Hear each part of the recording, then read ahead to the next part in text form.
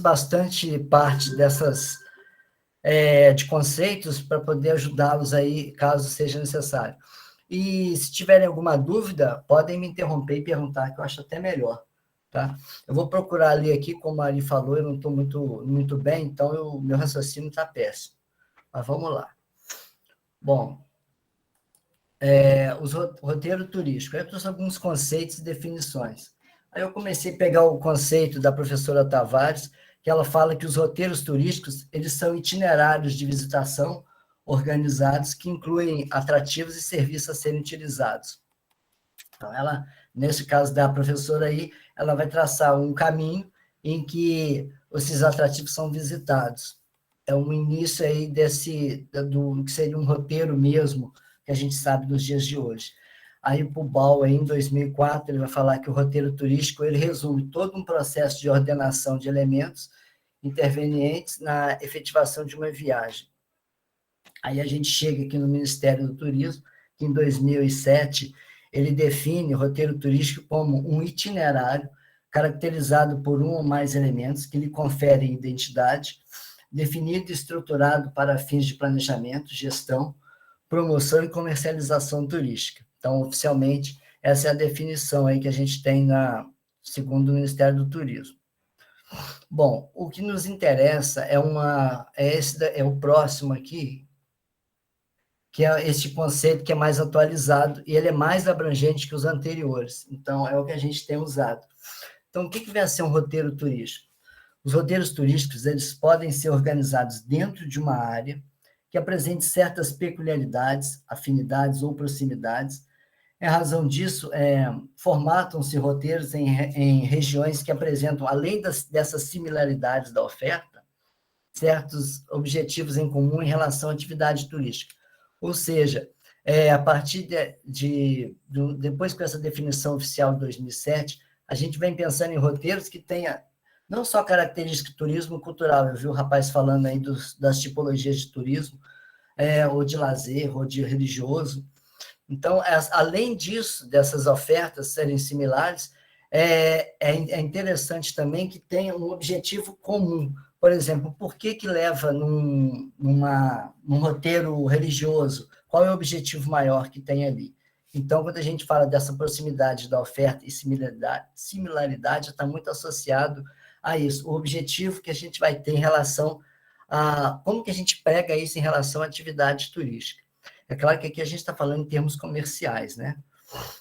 Bom, eu trouxe outros conceitos associados aos roteiros turísticos que vocês vão ver falar muito. Aí tem aquela confusão, rota, circuito, itinerário, pacotes turísticos, forfeits, se são tudo a mesma coisa.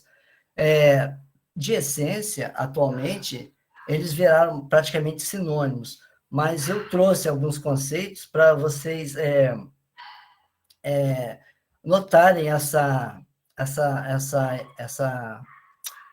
similaridade que eles têm entre si, que acaba dando tudo a mesma coisa. Bom, então, o que é o circuito? O circuito é um percurso circular de uma excursão turística, ele não passando aí 2 vezes pelo mesmo lugar, ou seja, o circuito ele sai para um lugar, ele vai percorrer todos os atrativos e volta no ponto inicial. Então, isso aí é uma definição que é bem aceita para circuito, quando falam circuito turístico. O itinerário. Bom, o itinerário, vocês viram que está presente na maioria dos conceitos. É o caminho a seguir de ir de um local a outro. Tá? Agora, a gente tem um documento também, que a gente chama de itinerário, que contém a descrição detalhada desse caminho a percorrer na viagem, podendo conter informações diversas de interesse turístico. Então, atrativos tais, os serviços que tem, inclui aí também serviço de restaurante, essas coisas. E outra definição também aceita é o sinônimo de roteiro de viagem. Bom, a rota. A rota é um caminho, tá? Então, você tem a definição aí como caminho, direção, itinerário, que se percorre de um lugar para outro. Então, você vê que é tudo repetitivo. Aí tem rotas aéreas, rotas marítimas, né? E você vai ter também aí a própria rota turística. Então, são sinônimos. Na verdade, acaba tudo no final em roteiros. Bom, Outros termos também que são utilizados: excursão, pacotes turísticos, os forfeitos e o city tour. Então, a excursão aí é bem complicado esse termo, né? Porque a excursão, se você for seguir o que a OMT fala, e o próprio Ministério do Turismo, excursão, o excursionista é aquele que fica menos de 24 horas no lugar. Mas se você observar o conceito de excursão, eu tenho excursão de 4, 5 dias. Bom, mas enfim, então, excursão é uma viagem turística individual ou coletiva que segue um roteiro previamente estabelecido e organizado por uma agência de viagens, com tempo de duração limitado e um número variável de destinos. Deslocamento também pode ser o deslocamento de uma pessoa ou um grupo de pessoas para passeio de instrução, recreio ou lazer, aí inclusos a ida e o regresso, em viagens de curta duração, normalmente realizados a pé ou transportados. Vocês veem que muita coisa aí vai começar a aparecer com o que a gente tem em mente, que é o estudo do meio, né? Bom, pacote turístico, formatado a partir de uma agência de turismo, ele inclui serviços como passagens aéreas, hotéis, locação de veículos, seguro, passeios turísticos, contratação de guias. Então, o pacote turístico é um combo que reúne tudo que é oferecido em termos de facilidades para esse turista, tá bom? Então, uma desvantagem do pacote turístico é que ele não permite muita alteração nos itens. Você compra aquilo ali e pronto. Quando você quer fazer um pacote turístico em que você personalize ou customize esse pacote, a gente chama de forfeitos. Então, são pacotes turísticos customizados, ou seja, são viagens organizadas pelas agências, feitos sob medida, conforme as expectativas e preferências individuais de cada consumidor. A gente fala consumidor porque o turista mesmo é só aquele que já está em viagem. Então, a gente considera assim, antes, quando ele está adquirindo esse produto, ele ainda é só um consumidor. Bom, por fim, o City Tour. O roteiro que permite o conhecimento do destino e tem como objetivo despertar a curiosidade e o desejo desse turista a explorá-lo mais a fundo posteriormente. Então, o City Tour seria tipo assim, uma apresentação breve do que ele vai encontrar na cidade. E aí, a partir daí, ele vai despertar essa curiosidade do turista ir mais vezes ou com mais calma nesses lugares. Bom, tudo bem, a gente falou até agora em roteiros turísticos no âmbito comercial. Agora, como é que a gente pode aplicar esses roteiros turísticos no nível da escola, no ambiente escolar? A gente conversou bastante, a gente vem desenvolvendo isso há bastante tempo. A melhor forma que tem é através de uma metodologia chamada estudo do meio. Ele é muito comum em geografia, professor de geografia, isso é muito comum. Então, o que vem a ser essa metodologia do estudo do meio? Ela traz em seu escopo um conjunto de atividades programadas no sentido de promover a compreensão mais direta da realidade socioambiental do aluno por intermédio do trabalho de campo.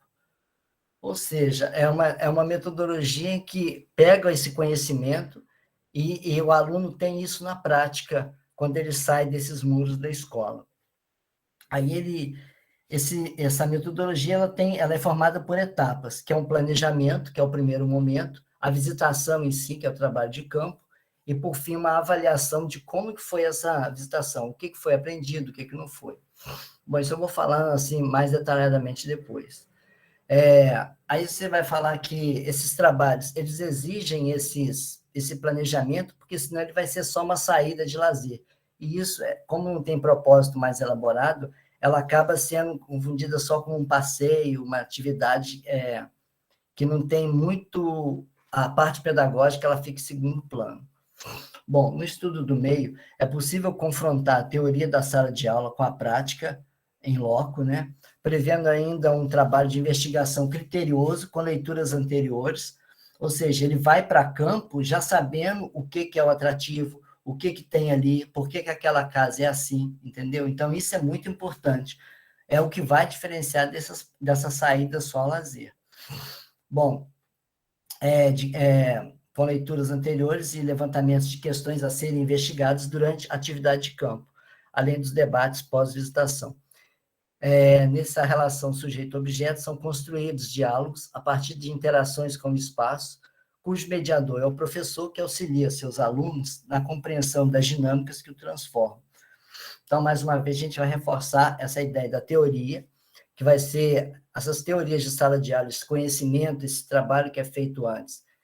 Os alunos têm a chance de vê-los em loco, no caso, nessas atividades de campo, e aí, eles, no terceiro momento, quando eles voltam para a sala, normalmente na aula anterior, posterior a essa visitação, eles vão debater isso lá, tá? É o que a gente vai falar mais depois. Bom, aí quais são aí essas fases? Quais são essas fases do estudo do meio? Isso é muito importante para essa metodologia dar certo, ela precisa ser aplicada observando essas 3 fases aí. A primeira é a preparação da visitação. O que é feito nessa fase? Ela é construído o roteiro, ou seja, você vai passar para esse aluno o que você quer o que eles vão ver nessa saída, nesse trabalho de campo, ou nessa saída de campo. Então, você vai preparar esse aluno, tá bom? Aí depois eu vou falar também detalhadamente, quando a gente estiver falando do ensino médio e fundamental. Bom, atividades de campo é a atividade propriamente dita, ou seja, é a execução desse roteiro.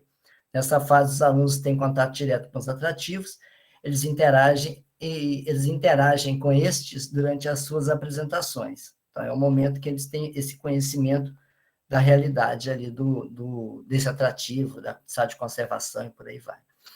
Encontro de pós-visitação. É muito importante essa fase, porque é quando o aluno já vem com esse conhecimento que ele adquiriu e vai ter esses debates. Como é que está, o estado de conservação, ele confere com o que foi descrito no trabalho que ele fez, da pesquisa. Então, isso é uma forma de crescimento desses alunos. Bom, encontro de pós-visitação, ele ocorre na aula imediatamente posterior à execução do roteiro, e visa discutir a visitação, analisando os erros e acertos dessa saída, o que deu certo, o que deu errado, bem como eu já disse, o estado de conservação desses atrativos e o que foi falado na literatura. José, Oi. Posso falar um pouquinho? Sim. Só atrapalhar um pouquinho. Não, pode falar. Para variar, né? Não, pode, à vontade. Não, só para... antes dele entrar agora na parte dos exemplos, eu acho Sim. que é super importante que a gente pense, né? Então, por que da gente trazer essa parte mais teórica do significado dos roteiros, né? Obviamente pelas curiosidades, né? Eu acho que o estudante, o aluno, ele pode questionar vocês, querendo saber um pouco mais sobre esses conceitos, né? Tanto que eu escrevi aqui no chat que a gente vai disponibilizar o material para vocês, e para a gente poder pensar nas possibilidades, né? Então, a gente ouve muito nas cidades turísticas, né? Um circuito de herança histórica e arqueológica da cultura africana, né? A gente tem esse circuito acontecendo na região portuária do Rio, que é uma região que eu costumo trabalhar com os meus estudantes. Mas o que significa essa ideia do circuito, né? Então, a ideia, né, da gente trazer aqui para vocês esses conceitos iniciais é para a gente refletir sobre esses significados e até uma terminologia mais técnica que a gente utiliza dentro da nossa área, né, que é o turismo. Então, essa ideia da gente ter um ponto de saída, né, então circula, ele não vai repetir durante o trajeto o mesmo lugar, né, e finaliza.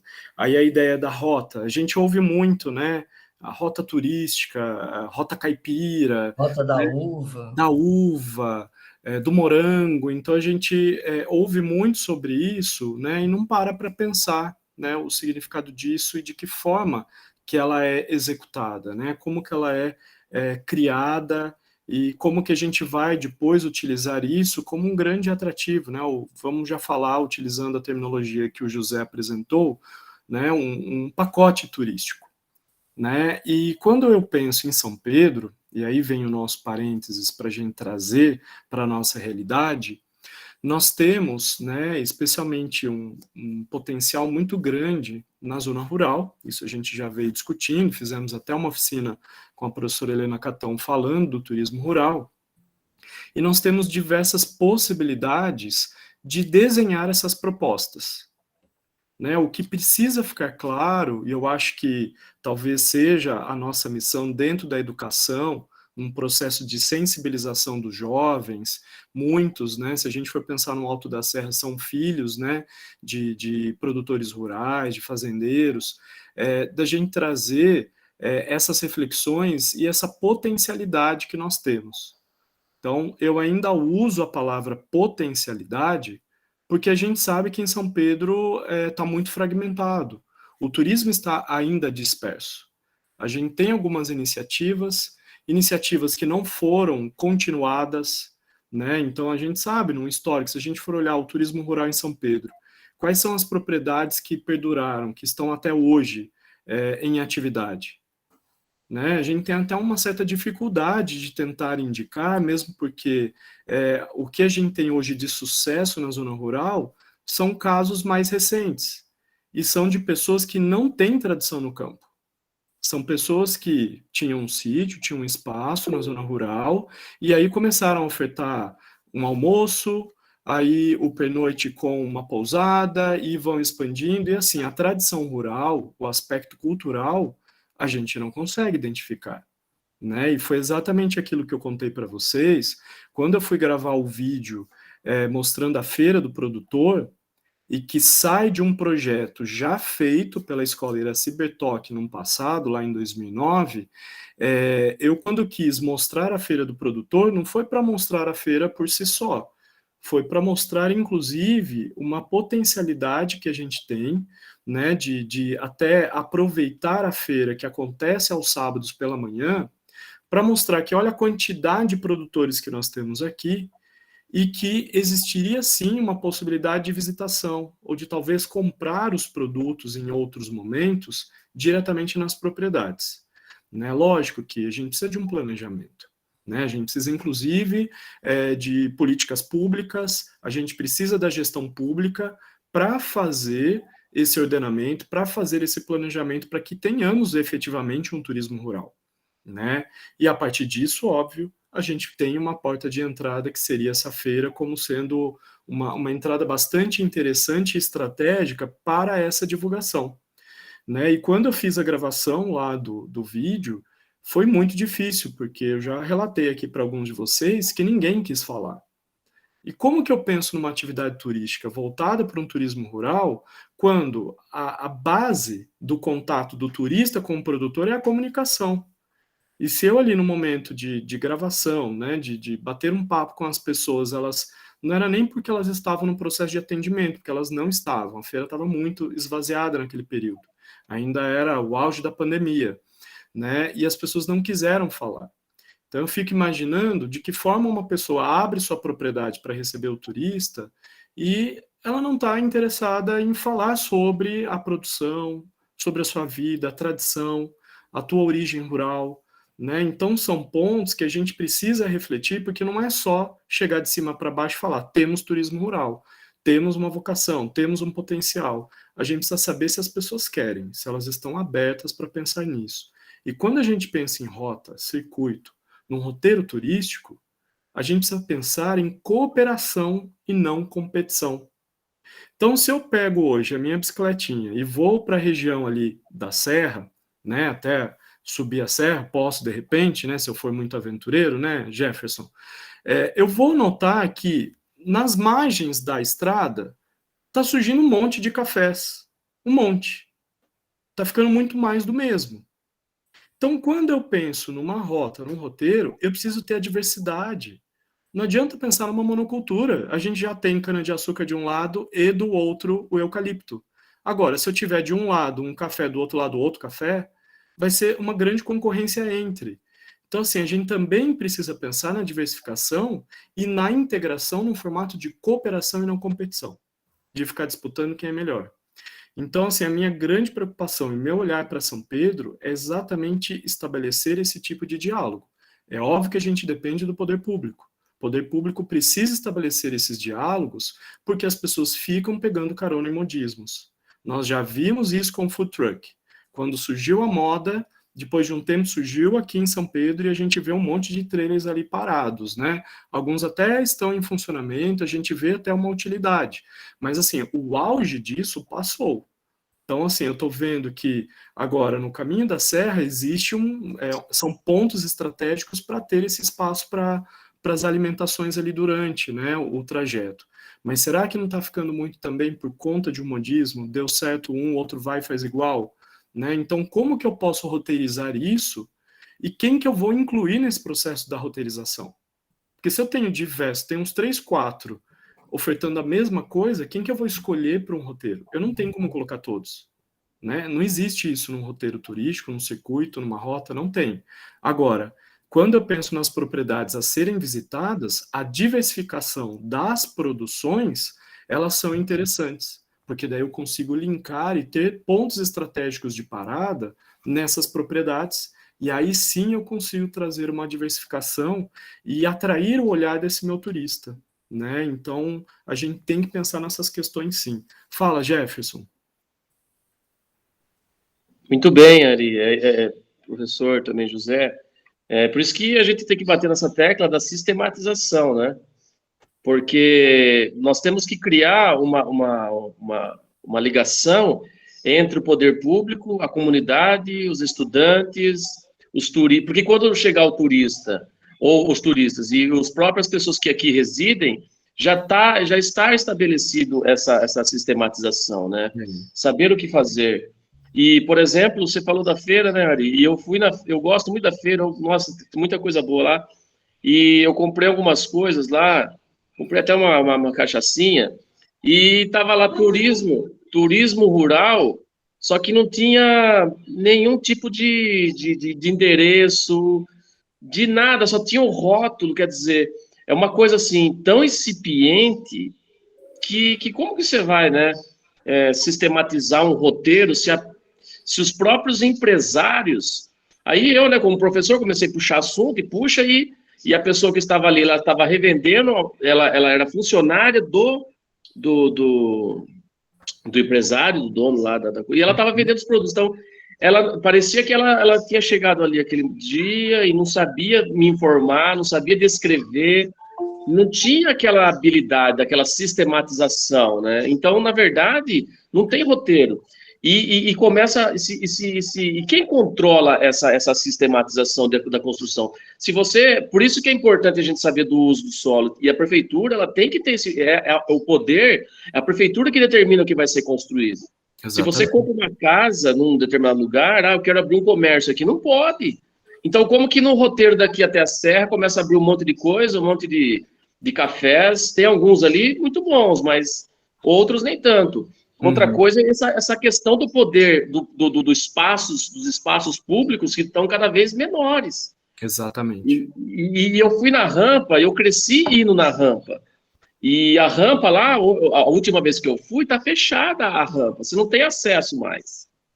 E ali construíram algumas coisas, era um sábado à tarde, estava vazio, alguns fechados, quer dizer, parece que foi construído assim como é feito no Brasil. Não é uma questão de crítica de coisa ruim, mas tem que ter um planejamento. Por isso que você falou também, tem que ter esse planejamento, essa sistematização. Aqui já tem um café, então não vai abrir mais café.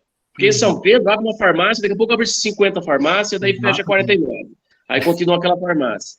Aí depois abre uma padaria, abre 50 padaria, fecha 48. Quer dizer, fica uma coisa assim bagunçada. E o turista percebe isso. Então a gente tem que sistematizar isso, né? Tem que deixar isso correlacionado, sistematizado, né? Com certeza, Jefferson, com certeza. Gilberto, acho que quer falar. Gilberto? Deixa eu abrir o microfone. Exatamente o que o Jefferson falou. Eu percebo muito isso, que eu recebo muitos amigos aqui em casa, né?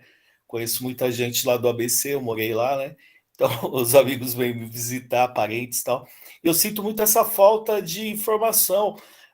Alguns anos atrás, até na entrada da cidade, ele tinha uma guarita, né, lá, e entregava um flyer lá com mapa né, das cachoeiras da cidade, né? Era muito útil. Eu até tenho um guardado. Então, e hoje em dia a gente não tem, a gente recebe os amigos, a gente fala, pô, tem as cachoeiras, são pagas, não tem espaço público. O que a gente pode ir no Maria Angélica ou no Cristo, que são os únicos, ou na rampa lá, agora faz um tempo que eu não vou, mas são os únicos pontos assim que que eu posso indicar que sejam públicos, né? Que são pagos, que você pode frequentar. Então, eu sinto falta também disso, de informação, de um flyer que seja, né, uma coisa simples que entregava lá na entrada da cidade, não existe mais. Era tão útil aquilo lá, que tinha um mapa com as cachoeiras, né? Você se localizava dentro da cidade muito mais fácil, né? E muito é o que o Jefferson falou, a gente sente falta disso, até para indicar para amigos quando vem, para a gente se orientar, né? Indicar passeios, tal, mas é meio incipiente ainda, não tem uma tradição turística ainda na cidade aqui, né? Exatamente. E nós somos Estância Turística desde 1979. Eu falo para todo mundo, não, vem passear, que aqui é uma cidade turística, tem vários...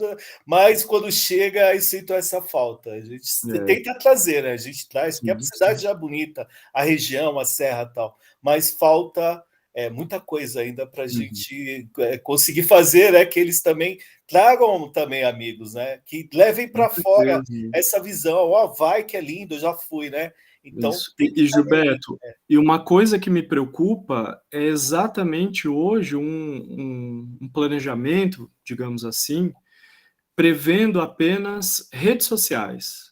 Vamos instagramar, né? Então, assim, o turismo, isso é uma consequência. O turista vai levar realmente as recordações a partir das imagens. E hoje em dia é isso. Agora, ficar planejando apenas espaços instagramáveis, eu acho muito comprometedor e muito complicado. Então, eu acho que o nosso debate dentro da educação é no sentido mesmo de sensibilização da comunidade, e que a gente vai acessar via os nossos estudantes, né, para que a gente tenha realmente ali cobranças, mudanças, né, ações efetivas para realmente desenvolver o turismo como precisa ser, né? Exato, Aqui tem algumas alternativas, né? O Jefferson falou dos cafés, né? Você também vários agora lá na Serra, né? O que a gente tem de almoço também é o sítio Coloninha lá, né? Que é um lugar legal, bem típico da região, né? Comida, né? Da região, tal. Mas são poucas opções, né? Furnas, né? No caso também, que é o preço também, mas não tem muitas opções, não. É verdade.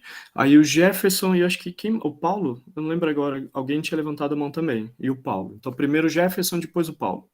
Rapidinho, só para... O Gilberto falou do folder lá, né? Eu acho que é uma coisa bacana da cidade colocar ali, né? Colocar guias, preparar esses guias, essas pessoas, né? E dar esse folder aí. Mas... aí vem uma outra crítica, né, que acho que até limparam, mas estava cheio de cocô de pombo lá, uma coisa horrível. Abandonado. Quer dizer, aí você conversa com um, aqui a gente está falando para especialistas, né, estamos com especialistas, mas aí você vai lá filmar, se alguém filma, coloca na cidade, na entrada da cidade, ficou um tempão aqueles montes de cocô lá, quer dizer, uma coisa catastrófica, né? E no Parque do Cristo, eu fui recentemente, há uns 2 meses, você chega lá em cima, você tem uma parte da visão da cidade, né? Lá da rampa você tinha praticamente 180 graus de visão, até mais. Aí você vai no Parque do Cristo, você sobe lá na rampa e você não tem você tem uma visão de 40, 50 graus, você não tem uma visão ampla. Aí teria que ter, sei lá, uma poda das árvores em cima. Podar a árvore não é uma coisa ruim, ela até fortalece. É a agricultura sintrópica, inclusive. Você fortalece cortando as podas, para você ter uma visão mais abrangente da cidade. Você vê só um pedacinho da cidade. Você vê, quando você sobe lá na rampa, dá para você ver Piracicaba, Charqueada. À noite você consegue ver até a luminosidade e o claro. Você vê várias cidades da região aqui, da parte sul e leste. Então, tem que ter esse envolvimento. E eu não sei por que essas coisas não acontecem, né? Sei, porque tem especialistas trabalhando. Tem que ter a vontade política, né? Não sei, na verdade, qual que é o problema aí. Com certeza, Jefferson. Paulo?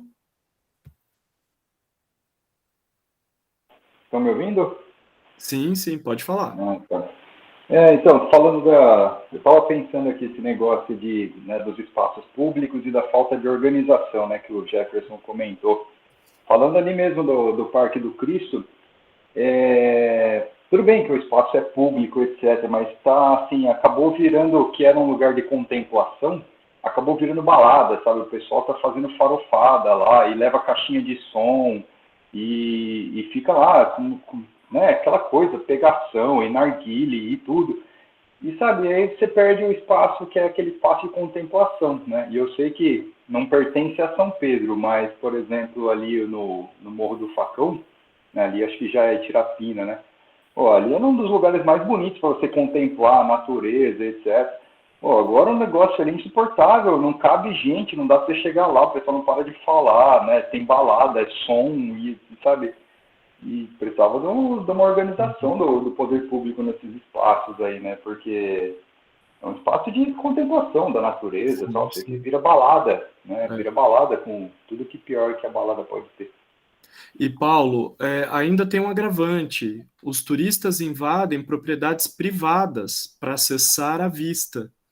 Então, assim, ainda tem isso, e não podemos nos esquecer que a última grande queimada na Serra foi por conta de pessoas que foram para lá e aí jogaram um carvãozinho desse narguilé, sei lá como fala, jogaram na mata numa época de estiagem. Então, assim, as investigações revelaram isso, foi o que o coordenador de meio ambiente falou na live, que foi por conta disso. Então, assim, é um turismo descontrolado, não tem o controle de quem sobe, os horários, e vejam um super crime ambiental acontecendo, né? Então, assim, a gente está fadado a isso. Então, realmente, a gente precisa ter um controle maior sobre, né, o nosso solo, né, Jefferson, né, sobre as áreas e, com certeza, um planejamento para a gente poder pensar nas ações. Muito bem, então agora, José Ângelo, tá tudo bem? Como que você está? Tudo bem. Tá bem? Então agora, para a gente dar sequência, né, essa parte do estudo meio, eu cheguei a passar para vocês numa oficina anterior, até foi bem corrido, foi bem assim, né, porque eu precisava passar para vocês essa parte de conteúdo, e aquela oficina, ela ficou muito cheia, né, muito concentrada de informações. Então agora, é interessante do José Ângelo trazer com mais calma, para ele poder mostrar duas experiências diferentes. Então ele vai sinalizar a experiência com os estudantes, né, que estavam se preparando para serem futuros guias de turismo, né? Então, uma profissão regulamentada, reconhecida, né? José Ângelo foi a nossa primeira, no caso, a ter, né, esse reconhecimento. E, por outro lado, ele vai trabalhar, então, também com os estudantes do ensino fundamental, que daí, então, dialoga mais com a gente, né? Para a gente poder pensar, então, de que forma ele desenvolve as atividades olhando para esses estudantes. Tá? Só fazendo mais um parêntese, José Ângelo. Sim. Então, assim, ele tem algumas das atividades, especialmente na parte lá de Búzios, né, com essa formação de guia de turismo, que ele tem uma certa exigência da participação, né, então, cobrando nota, né, então tinha toda uma questão ali envolvida com esses estudantes. É óbvio que em Saquarema também tem, né, também eles utilizam as práticas como nota, né? Então tem um suporte ali da prefeitura, né, com o transporte e essas atividades feitas em campo. Então os professores eles sistematizam, né, num formato ali para que você tenha um envolvimento do aluno, mas ao mesmo tempo tendo uma cobrança de nota, uma participação. A gente vem discutindo aqui em educação turística que o modelo ideal seria o modelo da espontaneidade, né? A partir do momento que a gente converte em disciplina, que tem exigência de presença e nota, a gente perde a espontaneidade. Isso não tem como negar. Isso é perdido. Então a gente só precisa pensar nas formas e estratégias da gente conseguir uma adesão e envolvimento maior dos estudantes. Então, assim, o que eu costumo dizer, até depois eu vou indicar uma live que eu fiz pelo Laboratório de Políticas, Governança e Turismo, lá da UF. Nessa live, que a gente tem um projeto via o Ministério do Turismo, os gestores de turismo do Estado do Rio de Janeiro, eles pediram a temática de turismo pedagógico. Foi uma temática que surgiu por interesse deles. Alguns foram meus alunos, eu dei aula de oferta turística, cheguei a mencionar a questão da educação turística, não sei se eles puxaram a temática, mas eu sei que surgiu como interesse e eu dei a segunda palestra, né, sobre... a segunda palestra que eles escolheram foi a de turismo pedagógico. E aí, como pensar num turismo pedagógico para municípios? Quando o turismo pedagógico, ele é um segmento de mercado que as agências estão comercializando e alguns estabelecimentos estão se adaptando para receber esses estudantes, para ter práticas ali, geralmente na zona rural, né? Então, são algumas das ações que elas acabam sendo empreendidas pelo mercado. Então, como pensar você, gestor público, né, e aí no caso lá do estado do Rio de Janeiro, como que eles iam pensar nessa discussão do turismo pedagógico dentro dos municípios?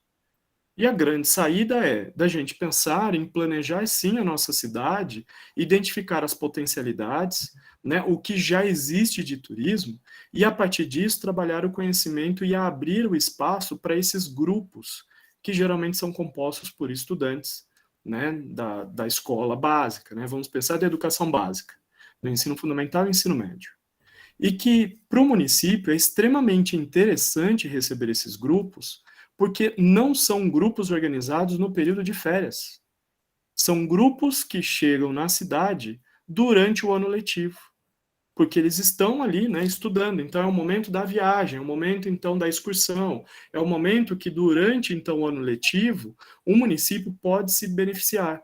Então, imagine a gente agora numa baixa temporada, eu sei que o mês de junho não é baixa temporada para São Pedro, por conta das festas, né, por conta do frio, nós somos procurados por isso, né, mas, ao mesmo tempo, se a gente for pensar o mês de maio, se a gente for pensar o mês de agosto, né, então, meses que a gente chama de baixa temporada, olhando para a sazonalidade, seria muito interessante se tivéssemos, então, grupos, né, de escolas vindo para cá para nos conhecer, visitar o nosso museu, as nossas fazendas, né? De repente a gente tem empresas aqui de recreação, montar na zona rural um acantonamento, um acampamento para receber esses grupos, né? Seria algo extremamente interessante. Ari, fala, Lu.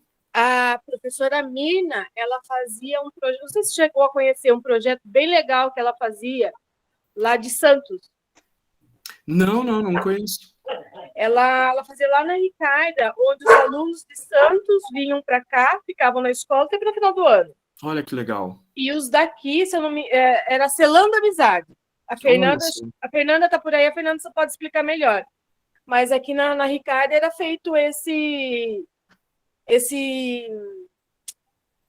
como fala? Esse intercâmbio, né? Isso, intercâmbio. Porque as crianças do 5º ano, se não me engano, iam para lá conhecer o mar, né, conhecer a praia, e eles vinham para São Pedro. Olha só, Lu, sabe qual é o meu sonho com o nosso projeto? É que Saquarema volte a integrar, e aí o José Ângelo faça exatamente isso. A Luciane vai lá para Saquarema e o José Ângelo vem para São Pedro. Já pensou que legal? Vamos trocar, José! Não é uma boa ideia? Nossa, já gostei! Tá vendo? E é exatamente essa a nossa ideia, né? Vamos ver se os projetos vão amadurecendo e, de repente, essa proposta da Mina, ela pode se expandir para outras localidades que estão desenvolvendo também, né? A educação turística. E aí, então, José, passo a palavra aqui para você, então, complementar para essa parte final aí, mostrando os seus casos. Bom, então vamos continuar aqui, então. Eu coloquei essa metodologia do estudo do meio aplicando primeiro no ensino médio. Aí eu coloquei lá, é uma experiência que a gente tinha lá no colégio estadual, na época do Botas, quando ele ainda era o ensino técnico profissionalizante. Aí, como o professor falou, eles não era uma coisa espontânea, eles tinham que fazer porque era uma disciplina, chamava prática de turismo. Então, eles tinham que fazer esses roteiros, eles criavam esses roteiros, a gente escolhia, dava para eles o roteiro e cada um escolhia o atrativo. Bom, então era assim, primeiro tinha aquela preparação da visitação, que segue os mesmos passos do estudo do meio, então era construído o roteiro, que a gente ia aplicar em campo, aí esses alunos, eles escolhiam os atrativos que eles iam apresentar, aí eles realizavam as pesquisas, sobre o atrativo para poder ter elaborava tipo um trabalho. Esse trabalho escrito ele era entregue, e a partir desse trabalho eles faziam um resumo pequeno, que era uma memorização dos pontos principais, para apresentar esse atrativo para os outros alunos. Então, era um roteiro, tinha aí umas 10, 12 atrativos, então os alunos, eu dividia esses alunos, e cada um apresentava ali, para não ficar muito pesado para todos, cada um fazia um atrativo. Funcionava bem, eles tinham esse compromisso de estudar, estavam sendo avaliados, então eles faziam legal. Bom, depois que eles escolhiam fazer esse trabalho, memorizavam, aí eles iam para a atividade de campo, o dia mesmo da visita, que é a execução do roteiro. Aí, nessa fase, os alunos eles têm essa possibilidade de interagir, né, com os lugares, entre eles, que é muito importante, e o papel, no caso do professor, né, o meu, limitava ali só a direcionar o itinerário, o roteiro deles, e complementando com informação ou outra, porque no nervosismo eles acabavam esquecendo alguns pontos. Então, mesmo que o trabalho escrito dele fosse muito bom, às vezes, nesse texto, eles não elaboravam direitinho. Então, aí a interferência era mínima. Bom, aí depois que eles tinham essa atividade, na outra aula posterior, a gente fazia tipo um debate, né? Um pequeno debate, para falar do que tinha dado certo, a execução, né? Porque eles tinham analisados pela execução e pela explanação. Então, a gente tinha que ver, foi errado, não fizeram as técnicas direito, então era uma coisa assim, era mais voltado para o profissional. Então, esse encontro, a gente debatia basicamente isso. O que deu errado, o que deu certo, e o que podia ser melhorado. Bom, essa é uma experiência do ensino médio no curso técnico. A partir de 2017, 18, ali, 19, a gente começou a aplicar esse estudo do MEI para os alunos do ensino médio, primeiro, segundo e terceiro, e do NEJA, que é o primeiro, segunda, terceira e quarta fase. Aí, nesse caso aqui, como não era uma disciplina obrigatória, era só uma forma deles saírem, então aí sim, era espontâneo. O aluno, a gente convidava o aluno, vamos fazer a rota aqui da aula Bardot, lá em Búzios, quem quiser pode participar, geralmente era o professor de História e Geografia que organizavam, eu ia junto fazendo essa parte. Aí, no caso, eles não tinham que memorizar nada, eles iam lá, eu ia falando, o professor ia falando, e a gente fazia uma cartilhazinha com esse resumo que os alunos liam, eu fazia para eles. Então, a gente entregava no início do roteiro, eles iam acompanhando ali. Bom, então essa é a experiência do ensino profissionalizante e como que a gente adaptou isso para eles trabalharem com o ensino médio. Bom, agora o estudo do meio aplicado no ensino fundamental 2, que aí eu pego o 6º ou 9º ano. Eu acho que vai ser mais próximo de vocês aí. Então, a escola é o Jardim Pitangas, que é a escola que eu dou aula. Lá tem a disciplina no município que chama Estudos Turísticos. Então, também é uma disciplina, e essas saídas, elas não são obrigatórias, mas elas devem constar. Então, quando você sai com esse aluno, ele tem que ter um comprometimento, não pode fazer bagunça, aquelas coisas, né, que você faz, porque a gente leva em torno de umas 40, 50 alunos. Muito aluno, então você tem mais pessoas tomando conta. Então, a gente tem que fazer algumas adaptações. Então, a preparação da visitação na primeira fase. Então, a gente vai construir esse roteiro. Esse roteiro, ele não pode ter muitos atrativos, porque a gente tem um ônibus, o ônibus da escola, esses ônibus escolares. Então, entre 1h30 até 4 horas, ele fica livre. Então, ele fica na escola. Então, isso é uma facilidade, nem toda escola vai ter isso. Então, a gente pega esse ônibus, nesse horário, e vai. Normalmente, a gente leva na igreja tal, leva na praia tal, entendeu? É um atrativo por vez.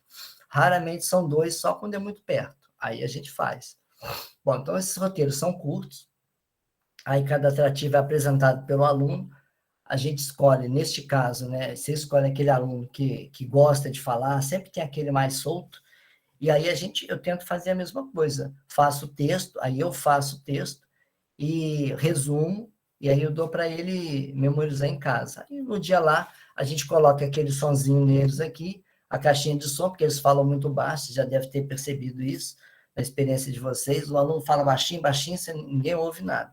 Então, a gente achou essa opção de pôr o microfone neles, aí a voz projeta e fica um trabalho melhor. Quando a gente sai com esses menores, é necessária essa autorização dos responsáveis, então você tem que fazer essa burocracia aí tem que levar lanche, então é diferente do ensino médio, porque lá eles pegavam o ônibus, encontravam com a gente em tal lugar. Aqui não, tem que sair no ônibus da escola, tem que ter autorização. Então ele é mais minucioso nessa parte de autorização, de ter o cuidado de levar alimentação para esses meninos. Não pode exigir que eles levem dinheiro, porque no nosso caso a escola é carente. Então a gente tem que fornecer todos esses subsídios para eles não terem nenhum problema. Bom, então na atividade de campo. Então no dia da visitação, de novo, o aluno vai ter contato com o atrativo, eles vão interagir, eles correm para lá, correm para cá, veem, ouve, presta atenção no outro falando, então eles se veem ali naquele garoto, então ali fica mais fácil deles aproximarem com essa realidade deles. A intervenção do professor, ela vai acontecer o tempo todo, até porque eu não estou sozinho ali, eu vou estar com auxiliar de disciplina, vou estar com outros professores, então a gente tem que ficar ali, a cada 10, 15 alunos, você tem que ter uma pessoa, porque senão não dá conta. Então, aí a gente tem que olhar desde a disciplina até a condução do atrativo, porque, como eu disse, eles correm o tempo inteiro, né? Então, é perigoso se machucar, então isso tudo aí a gente tem que estar levando em consideração. Bom, no caso desses alunos aqui, eu preparo um materialzinho do atrativo da igreja, então eu conto uma historinha e dou para eles lerem. Normalmente, eu faço isso na primeira fase, lá na preparação da visitação, que aí eles colam no caderno. Porque se eles levarem no dia, eles vão rasgar aquilo tudo, a maioria não volta. No caso aqui, reforçando essa atividade de campo, é necessária a ajuda dos inspetores de aluno e dos outros professores, tá? Isso aí não tem como. Às vezes a gente deixa de sair porque a gente não tem funcionário suficiente na escola. Bom, como todo estudo do MEI, tem esse encontro de pós-visitação, aí na próxima aula que a gente tem com esses alunos, a gente faz uma apresentação, normalmente um dos outros professores que vão comigo, eles filmam, então a gente mostra isso para os alunos, a gente passa na sala, e a gente discute a partir do vídeo. No caso que eles são pequenos, é melhor a partir daí. Então, eles se veem ali, então é bastante interessante nesse ponto. Bom, qual é o intuito desse encontro pós-visitação? É fazer uma análise da atividade de campo, levantando questões relativas ao atrativo, como esse contato com esse atrativo contribuiu. Então, vem muito aquela questão da identidade, lembra? Foi falado lá no início dos roteiros, questão da identidade, da memória, entendeu? Da aproximação do morador com o entorno da escola. Então, a gente procura colocar em evidência esses aspectos. E também, claro, no caso desses alunos, apontar negócio de comportamento, aquela coisa que na próxima vez a gente já tem que ficar esperto com eles.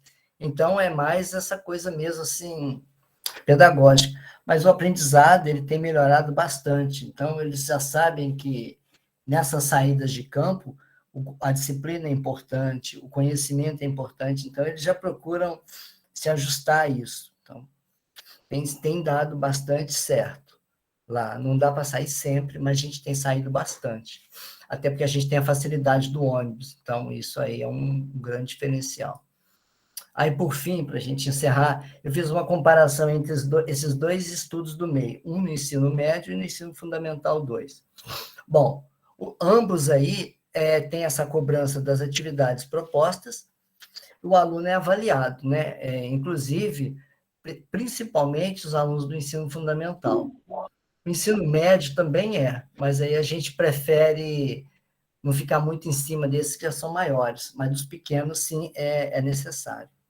Bom, a maior responsabilidade e autonomia dos alunos no ensino médio, já a responsabilidade é limitada pelo professor, esse aluno ele não tem muita liberdade, tá? Não tem muita autonomia, porque senão eles vão fazer outras coisas que fogem da visitação. A supervisão durante a visitação no ensino médio, ela é parcial, ela vai variar muito, dependendo do tipo de turma que está indo. Os alunos é que vão ditar ali se você vai segurar mais ou não. A gente permite que eles tirem fotos do celular deles e façam alguns vídeos. Já no ensino fundamental, a gente não deixa. Lá na escola é proibido usar o celular. Então, neste momento, a gente não deixa eles usarem também. Quem tira essas fotos são os professores. Tá? Poderia até mudar? Sim, mas atualmente na escola a gente não deixa. No ensino médio, né, não há necessidade de outras pessoas para auxiliar a disciplina do grupo. Normalmente eu vou sozinho, eu vou com um grupo aí de 20, 25 no máximo. E já no ensino fundamental 2, a gente tem que ter esses auxiliares de disciplina e outros professores, senão você não consegue levar. Até porque a gente aproveita essa saída e você leva aí 2 turmas. Então, são em torno aí de 50 a 60 alunos. Bom, o encontro pós-visitação no ensino médio, ele tem foco nessas discrepâncias, no que foi planejado, o que realmente aconteceu, além de avaliar o estado de conservação dos atrativos, o que é descrito sobre ele, o que acontece na prática. Já no ensino fundamental, esse encontro pós-visitação, ele tem foco mais no comportamento do aluno, mas principalmente o que o aluno aprendeu com relação à visitação. Para isso, né, aí o que a gente leva em conta também? A educação patrimonial, a educação ambiental, os aspectos do estado de conservação, a gente sempre bate nessa tecla da questão da preservação, da conservação desses patrimônios, evitar que pichar, essas coisas assim, porque eles têm deteriorado muito esses patrimônios. Então, a gente procura colocar isso em cada saída, a importância de se preservar. E aí, para terminar, no ensino médio pode haver apresentação de vídeos e fotos, a gente não faz disso uma obrigatoriedade. Já no ensino fundamental, toda vez que a gente visita, a gente faz umas fotos, imprime algumas e coloca num corredor que tem lá para poder mostrar aos alunos, para os outros das outras salas ficarem animados. Então, a gente sempre leva uma turma ou outra, leva a turma, na outro mês a gente leva outra, a gente vai fazendo assim. Tem esses vídeos também que a gente faz, então a gente passa esses vídeos, Sambaqui da Beirada, Igreja Nossa Senhora de Nazaré, Praia de Itaúna, então a gente procura levando isso para eles, que aí eles veem os alunos ali, eles têm aquela aproximação maior com eles. E por fim aí eu tenho a bibliografia, de onde eu tirei aí esses materiais, aí depois se precisarem de alguma coisa, a gente pode estar trocando mais algumas informações, tá bom? Então, muito obrigado. É isso, professor. Acho que travou ou eu que travei? Pronto, eu travei aqui, perdão. Achei que era eu que tinha travado. Eu estava desesperado para poder falar, mas travei aqui. Muito bem, José, obrigado. Se você puder parar de compartilhar a tua tela, aí dá uma olhadinha ali nos 3 pontinhos embaixo. Tá. Pronto. Agora sim. Bom, então, alguns pontos, eles são interessantes para a gente também refletir sobre a nossa realidade em São Pedro, né?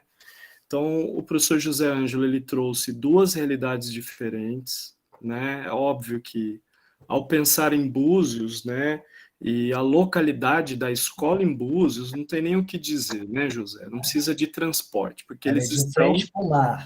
Eles estão no epicentro do turismo buziano, né? Então, no coração de Búzios.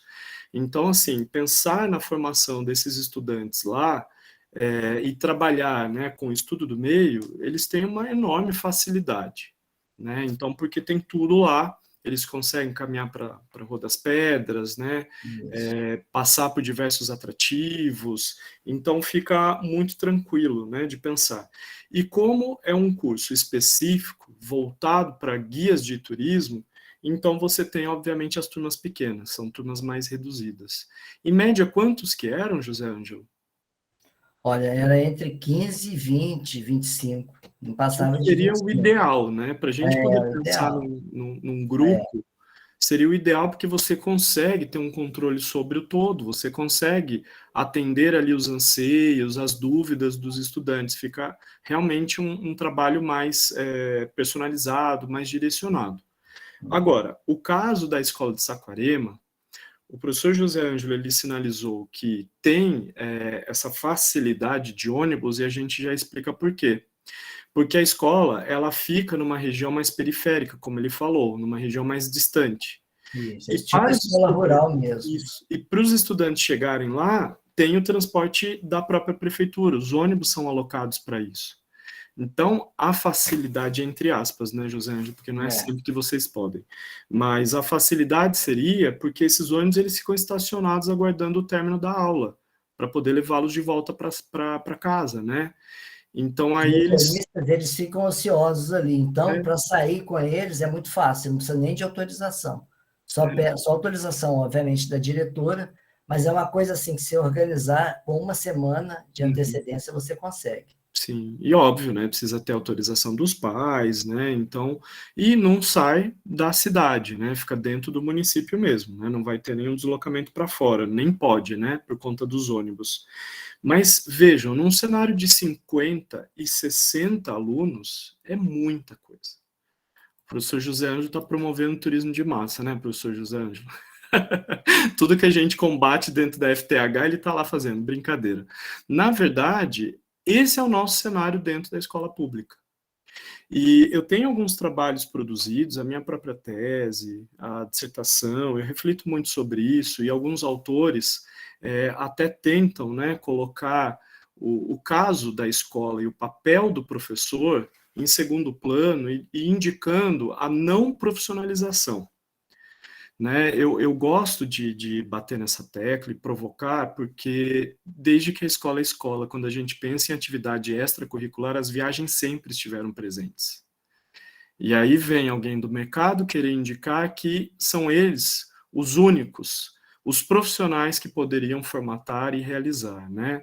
Então, assim, é muito curioso, porque quando a gente vê esse tipo de fala e afirmações, e até dentro da academia, né? Eu estou falando de dentro da academia, existe uma desvalorização do nosso trabalho dentro da escola pública, né? E essa forçação de que a gente depende de contratação de serviços de agências sem conhecer a nossa realidade, né? Então, o José Ângelo talvez tenha ali alguns casos, algumas experiências em Saquarema, que realmente, além de estar na zona rural, em áreas rurais, a realidade dos estudantes, ela inclusive é diferente das nossas periferias daqui de São Pedro. Né? Então, assim, pensar nisso é impraticável, é impossível da gente pensar em contratação de serviços de agências para executar ali um trabalho, né, alguma coisa correlacionada ali, pensando especialmente no estudo do meio. Eu, infelizmente, na capital, em São Paulo, eu tive experiências, né, de viagens com agências, porque a universidade que eu trabalhava tinha feito um convênio com uma grande operadora e agência de viagens, e nós éramos obrigados a viajar via essa operadora. E para vocês terem uma ideia, até 2006, mesmo já formado em turismo há mais ou menos uns 4, 5 anos, eu nunca na minha vida tinha viajado por agência. A primeira vez na minha vida que eu viajei por agência foi com a universidade que eu trabalhava, e eu fui obrigado a viajar com essa grande operadora. E assim, foi uma das piores experiências da minha vida, porque eu viajei com 90 estudantes universitários de último ano. Então imaginem só, eles já estavam inclusive num clima de estou me formando, é a última viagem do curso. E assim, com esses 90, eu sendo o único representante da instituição, imaginem só o que não foi. Né? Mesmo tendo 4 guias, né, credenciados, tinha um que tinha experiência de mais de 25 anos na casa, o meu papel foi imposto por eles como sendo o que ia controlar comportamentos. Basicamente isso, professor, relaxa aí, porque é mais controlar a turma, tá? Não, eu dava aula de planejamento turístico, eu estava em Araxá, eu estava em São Lourenço, José Ângelo, que é mineiro, imagina só o potencial que eu não tinha em mãos ali para poder trabalhar com esses estudantes, que eu estava a todos os encontros, né, semanalmente falando de planejamento, discutindo parques públicos, e aí eu chego, né, no parque ali em Araxá, e aí eu ouço do guia, não vou falar empresa, tá? Eu sei que vocês estão curiosos para saber, mas é a que está aí, tá? É a que está aí, que tem aqui em São Pedro também. E aí eles viram para mim e falam assim, professor, se o senhor não quiser entrar nesse parque aí, né, porque tem que pagar para entrar, nem precisa, porque o de São Lourenço é igualzinho, nem precisa entrar. E eu, com alguns estudantes, inclusive orientandos, que estavam fazendo TCC na área de planejamento turístico, eu simplesmente tive, pelo papel ali daqueles guias, uma dispersão geral, que eu não conseguia nem concentrar o meu grupinho, os meus orientandos, para poder falar sobre um parque urbano, sobre planejamento do município e tal. Né? Então, assim, é muito curioso de ver como que o mercado trata a escola. E nós, na condição de professores, uma vez, né, que a gente tenha, e eu sei que vocês costumam organizar com os estudantes as viagens de formatura da 8ª série, né, para quem tem também atuação no ensino médio, acontece lá no 3º ano, e fica uma viagem apenas com o cunho, né, a finalidade ali de lazer, só lazer, né, uma viagem de confraternização, uma viagem ali de conclusão de ano. E eu não julgo como sendo ruim, eu acho que o lazer dentro das nossas experiências, ele também é um momento de aprendizagem. É que, infelizmente, na sociedade que temos, a gente condena o lazer. Né? O lazer é praticamente ligado à vagabundagem, né? À preguiça, a não fazer nada, à ociosidade, como se isso fosse, né, um grande crime dentro da nossa sociedade. E, obviamente, só a gente olhar o nosso formato faz todo sentido, né? O porquê de condenar isso. Mas são momentos super importantes e que a gente aprende mais. O José Ângelo, ele trouxe como uma referência, para quem é da geografia, vocês devem ter estudado algum texto, acessado algum material da professora Nídia Nassib Ponchusca, especialmente na área de ensino de geografia, né, que ela foi uma pesquisadora, uma professora que trabalhou muito lá na USP com essa temática, e ela foi a minha orientadora, tanto no mestrado quanto no doutorado. E nós desenvolvemos diversas ações de estudo do meio, São Luís do Paraitinga, passamos por diversas regiões ali, né, pensar no litoral norte de São Paulo, Santana do Parnaíba, nós fizemos várias ações de estudo do meio, e aí, obviamente, trabalhando com os alunos de geografia da graduação lá da USP, da FEFELESH, e nessas ações a gente destacava muito a importância da confraternização dos estudantes, fora dos horários das grandes programações que tínhamos. E eram momentos que, né, nessa integração entre eles, e até mesmo, né, uma ida ali, um passeio que eles fizeram, né, para jantar, ou mesmo para ir para um bar, a gente nem, né, se preocupava com isso, eram todos adultos. Eram momentos também das descobertas. E que no dia seguinte, quando a gente realizava a nossa reunião para saber o que eles acharam da cidade, como foi a cidade à noite, eles traziam muitas informações valiosas. Que eles estavam no momento de confraternização, mas ao mesmo tempo eles estavam aprendendo sobre o município e a dinâmica daquela comunidade, né, daquela cidade, das pessoas que estavam lá sendo as que estavam recepcionando, né, o nosso grupo. Então, assim, a gente também tem que pensar que para o nosso perfil, olhando para os estudantes do Ensino Fundamental 2 e até o 1, né, dependendo da proposta, vocês também podem pensar em programações específicas para que a gente trabalhe nessa produção do conhecimento, para que esses estudantes tenham também um protagonismo no processo. É essa a filosofia do estudo do meio, dessa metodologia de ensino, mas que a integração e momentos lúdicos e de lazer, eles também vão educar, eles também vão sensibilizar o estudante.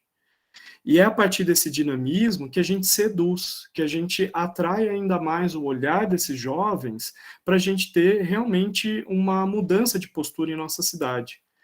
E eu imagino aqui em São Pedro que a gente tem, assim, né, realidades mais próximas de Saquarema, de periferias, de lugares mais distantes dos principais atrativos turísticos, mas nós também temos realidade de Búzios. né? Então, de escolas que estão em localidades com maior concentração de atrativos. Então, a gente pode pensar em roteiros que façam esses links. Obviamente, né, vocês vão precisar do suporte da prefeitura para a gente poder pensar, né, nessa sistematização, na materialização, na efetivação dos passeios, né, dessas idas a campo. E falo mais, gente, no turismo, né, na graduação, a gente condena muito, né, José Ângelo, o uso da palavra passeio. Mas se sintam livres, né, de utilizar, até se vocês quiserem embasamento, podem citar Freinet, para pensar na aula passeio, que foi uma coisa que a gente já discutiu anteriormente, né? Então, assim, essa aula passeio, essa ida, né, para identificar elementos do patrimônio, da natureza, né, do patrimônio natural, elas são extremamente importantes e complementares ao que a gente faz em sala de aula. Então, o que eu venho desenvolvendo dentro da Universidade Federal Fluminense com os estudantes, né, até eu quero mencionar aqui que está a presença da minha bolsista, a Cecília, está entre nós, ela apareceu, como ela vem via o próprio IDUF, olha ela falando oi aqui para vocês, ela vem via o próprio IDUF, então eu não preciso autorizá-la para ela entrar, então eu não vi o momento que ela entrou, então eu peço desculpas por não ter apresentado a Cecília aqui com a gente. Mas, geralmente, no segundo período, eu viajo com eles para Búzios e nós temos o momento do City Tour. Já entrando, então, exatamente na questão conceitual. Tenho a sorte de ter o José Ângelo lá, né? Falo a sorte porque é uma vivência, um exemplo que o estudante de turismo e hotelaria, eles precisam ter, eles precisam conhecer, né? Quem é esse guia de turismo, né, e as formas que a gente pode desenvolver para desbravar esse meio, né, e esse desbravar é com grande responsabilidade. E quando a gente planeja a nossa ida a campo, a gente tem que deixar isso muito claro na coletividade, para os nossos estudantes, que eles serão extremamente importantes nesse processo, eles têm uma missão em campo. Então, quando a gente chega em Búzios, a nossa primeira missão, eu sou professor de Fundamentos do Turismo 2, e aí eu trabalho o sistema turístico, a primeira coisa que eu faço é a visita para a gestão pública. É ouvir o que a prefeitura, o que a Secretaria de Turismo tem para nos contar com relação ao que eles, né, estão planejando, o que eles fazem sobre o turismo local. E, gente, é um prazer enorme fazer isso, porque uma coisa é o discurso oficial, é o discurso que parte de gestores. E aí, a partir desse momento, eu levo os estudantes para que eles investiguem na prática, entrevistem não apenas o morador numa pesquisa de opinião pública, mas também que eles entrevistem as pessoas que estão trabalhando diretamente no atendimento aos turistas, que a gente chama de oferta turística.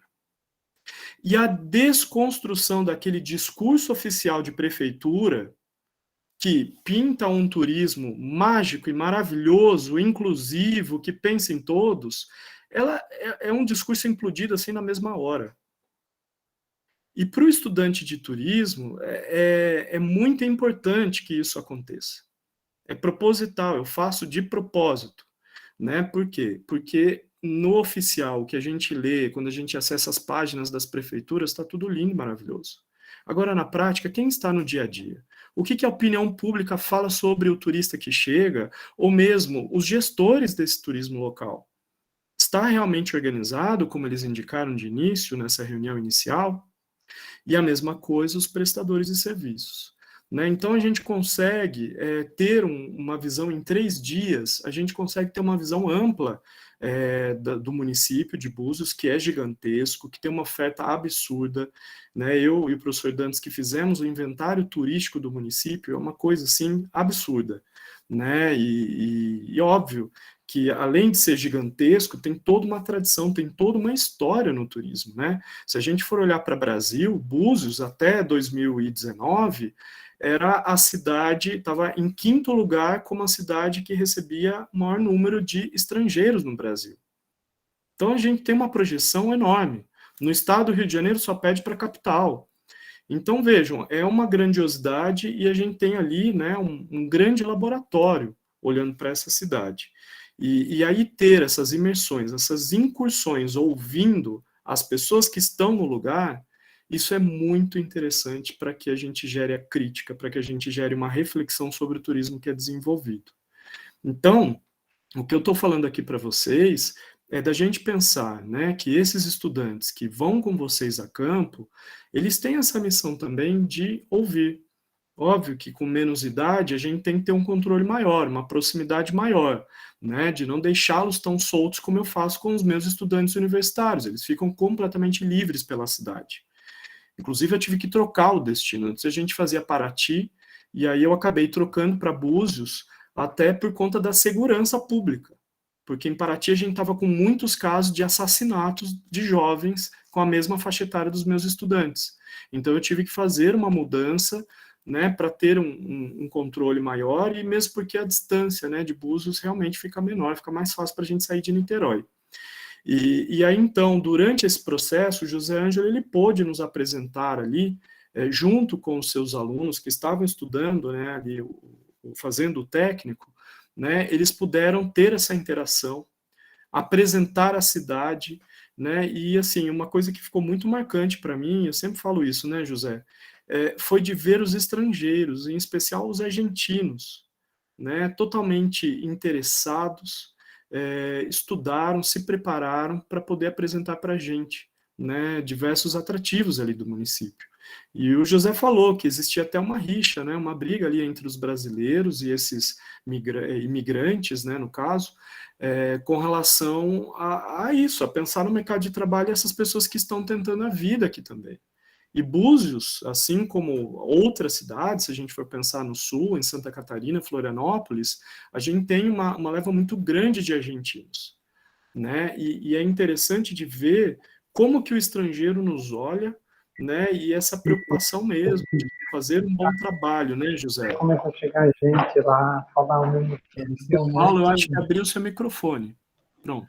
Eu tava só vendo a hora que o filho falou, o que você tá fazendo esse negócio novo? Paulo, pronto, já desativei aqui.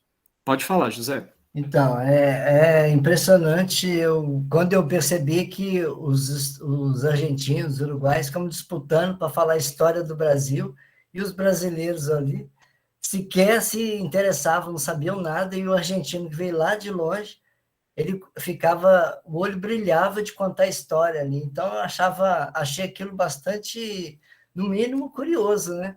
O cara vem de fora, que sabe, quer conhecer melhor a história do Brasil, e o próprio brasileiro não. E aí eles não entendem o porquê que eles ficam sempre em segundo plano. Quando disputa uma vaga com um argentino, ou um uruguaio, um chileno. Então, isso me chamou bastante atenção, assim, deles disputarem para poder falar o atrativo. Não, quero falar sobre o Brasil, quero falar sobre a história, não sei o que tem a ver com o Brasil. Era assim.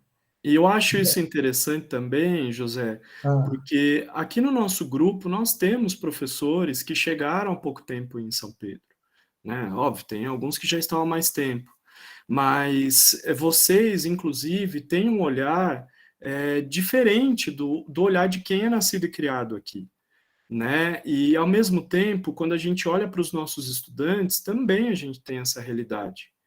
E o nascido e criado, muitas vezes, desvaloriza, né? Não tem tanto interesse. Então, acho que também é o nosso papel da gente identificar entre os nossos estudantes esse tipo de comportamento, né? E até para dar uma atenção, para tentar trazer para próximo, né? Para perto, com relação ao que a gente tem na cidade, né? Eu cresci aqui ouvindo de parentes, dos meus pais, né, que o que tem de legal na região, o que o turista pode fazer aqui? Sempre foi a indicação de Águas de São Pedro e Brotas. Vai para a Serra, né, Tirapina, né, vai para o Patrimônio. Então, assim, a gente sempre ouvia isso, a gente nunca ouvia, né, do morador, aqui no centro da cidade tem isso, né, depois quando nós tivemos a criação do museu, saindo ali da biblioteca, né, as pessoas quase não falam, não visitam, né, então assim, é muito curioso da gente ver esse tipo de cenário, mas tem tudo a ver com a nossa própria educação, né? E de que forma que a gente está trabalhando isso, de que forma a gente está incentivando os nossos estudantes, inclusive, para que eles sejam, né, essas pessoas que vão replicar, que vão trazer a informação correta. É doído de ver eu ali na frente da Igreja da Matriz, gravando para o canal, que eu tinha que fazer uma atividade lá para a Cecília, para a turma da Cecília, e ouvindo de um garoto que estava acompanhando um grupo de um hotel X, falando que a Igreja da Matriz é uma igreja nova. Aí o turista questiona, mas por que está 1897 na fachada? Não sei. E ele não era capaz de responder. Né? Então, assim, se a pessoa se propõe a acompanhar um grupo de turistas, ele tem que ter informação.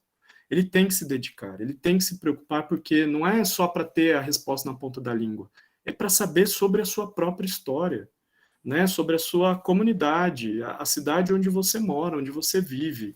Eu acho que dentro da nossa proposta de educação turística é exatamente essa a nossa missão. Né? A gente não está aqui para formar pessoas que vão trabalhar exclusivamente com turismo.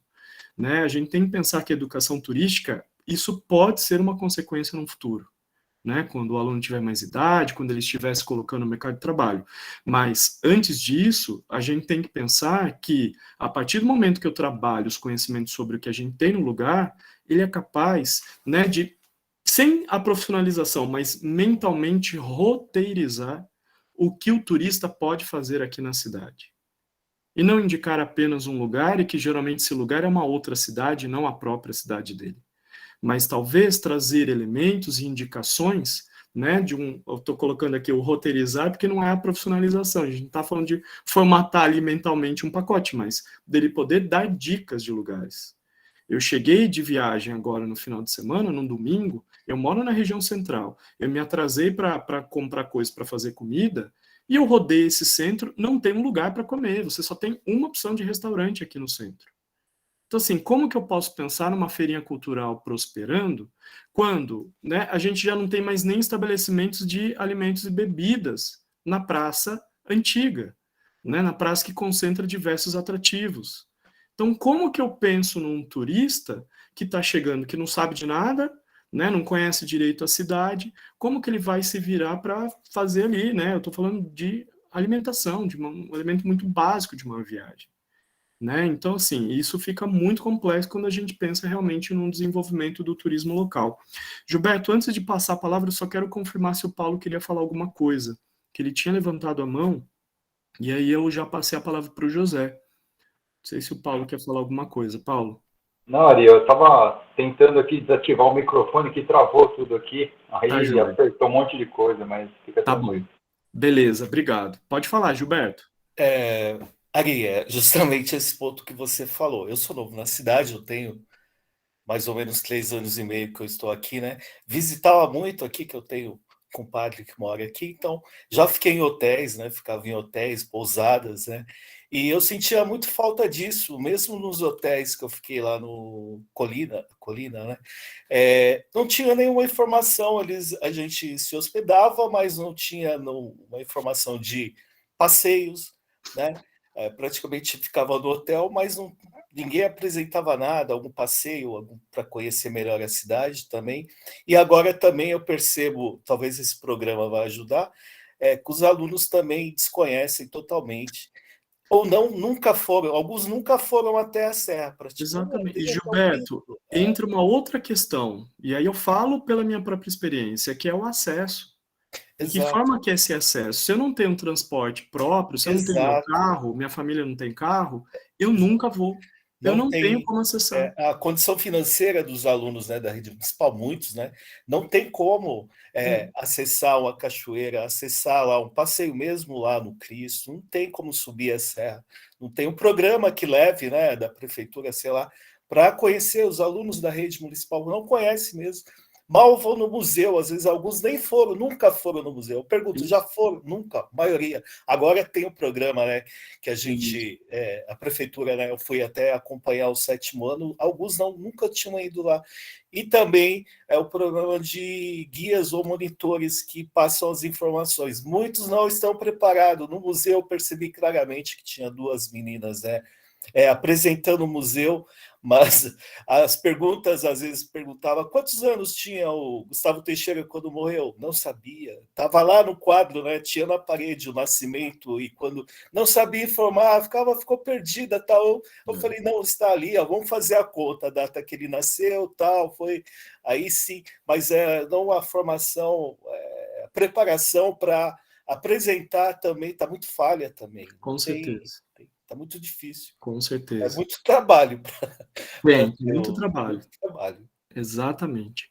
Muito bem, pessoal. Alguém tem mais alguma dúvida, alguma questão? Vocês querem colocar aqui para a gente poder já encaminhar para a finalização?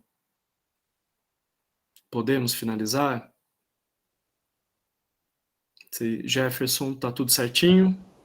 Tá tudo certo, Ari. Beleza. Inclusive, aqui a escola tá fechando, porque eles vão até 7h40, eu não estou na minha casa. Ah, então, ó, a gente tem 2 minutos para encerrar. É deles. Tá bom, a gente já vai fechar. Marília? Ari, isso, rapidinho. É só para contar que, a partir do curso, né, eu estou elaborando o projeto de rota literária para contar um pouco mais da história da Maria de Lourdes Teixeira. E aí vai ser um roteiro parando ali na frente do estacionamento da DRS, relembrar que tinha um prédio ali que foi demolido. Exato. A ideia é ter as fotografias, mostrar para os alunos, e aí depois contar um pouco das descrições que ela faz de uma visita que ela fez à cidade, que ela conta no livro dela de memórias, e dar uma passeada ali mesmo no centro da cidade com os alunos e contar um pouco da história dela. Excelente. É só para compartilhar que já está em andamento e talvez a gente consiga realizar ainda esse semestre. Vamos ver. Que ótimo, Marília. E aí, então, até te peço desculpas, né, pela demora lá no retorno. Aí agora, eu até vou projetar aqui breve, rapidamente, só para vocês olharem. Para complementar, estou tendo bastante apoio da Secretaria de Educação, a Rita, legal, excelente, das bibliotecas, e a Fernanda, principalmente. Sim. Mas a Rita foi atrás de muitas informações para complementar, coisas que eu não sabia, né? Porque eu sou uma dessas que não é daqui da cidade, que está aqui há pouco tempo. Mas vai sair algo bem legal. Estou animada. Perfeito. Então, aqui eu criei essa sala de aula, agora só porque eu falei travou. Pronto. Abriu para vocês? Conseguem ver?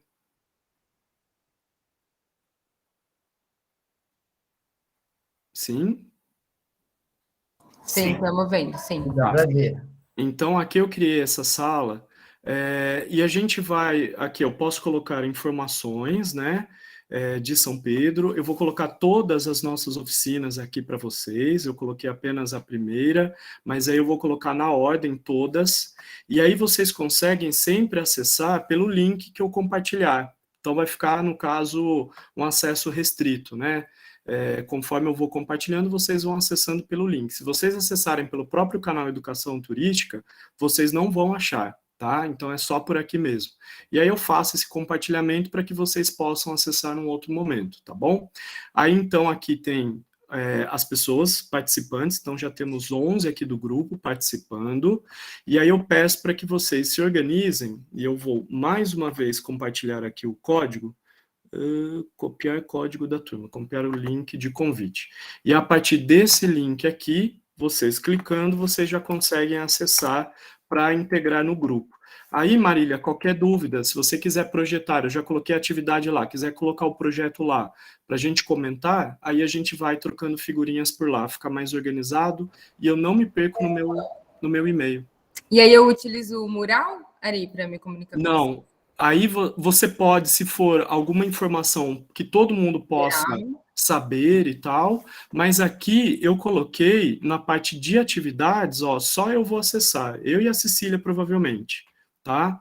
Então aqui, ó, você pode publicar, e aí eu coloquei o ver atividade, ó, aí eu coloco aqui e vocês vão individualmente, ou se tiver um grupo, vocês colocam aqui para eu acessar, e aí eu consigo dar uma olhadinha e vou montando o feedback direto. Tá? Então tá tudo descrito aqui na parte das instruções, e aí fica como trabalho dos alunos, individualmente eu vou dando feedback para vocês, tá bom? E aí eu acho que fica mais organizado, e aí eu não demoro tanto, né, Marília, para responder, já quase aconteceu o projeto, cadê o Ari? Tá bom? Então, gente, é isso, né, então a gente se organiza desta forma, eu acho que fica melhor, tá? E aí eu também vou atrás das informações que o Jefferson pediu, tá bom? Então, especialmente com relação aos dados, né, a parte mesmo ali do zoneamento urbano, a gente precisa pegar realmente estas informações para ajudar vocês, tá bom? Gente, muitíssimo obrigado, fiquem bem, fiquem seguros e até a nossa próxima reunião, tá? Segundo semestre, ó, vai levar um tempão para a gente se ver, mas estarei em contato com vocês, o que vocês precisarem, escrevam lá e a gente vai trocando figurinhas, tá bom? José Ângelo, obrigado. Tá passando bem? Fiquei bem. Então, tá, muito obrigado. Vai, obrigado, Ari, tudo de bom. Obrigado. Um abração, obrigado, Zé, obrigado a todos aí. Boa Tá, noite gente, aí para boa noite. Boa noite. Boa noite. Boa noite, galera. Boa noite.